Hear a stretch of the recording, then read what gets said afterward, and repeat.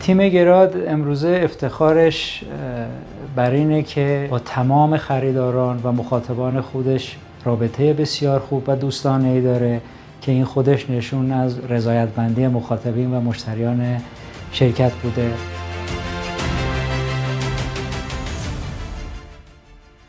هدفمون این بوده که مخاطبین ما، مشتریان ما، خریداران ما وقتی به ما مراجعه میکنن صرفاً از ما یک دستگاه خریداری نکرده باشن، بلکه ایده و دستگاه رو با همدیگه بتونن به پروژه های خودشون وارد بکنن.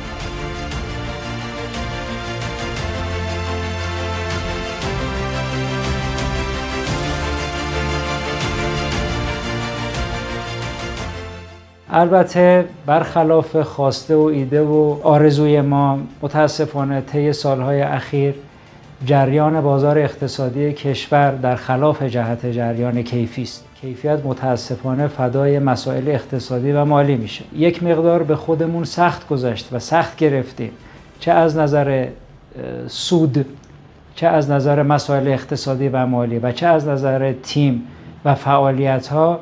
تونستیم کیفیت دستگاهمون رو روز به روز افزایش بدیم. طبیعتاً در بازار رقابتی بسیار با چالش‌های متفاوتی مواجه شدیم.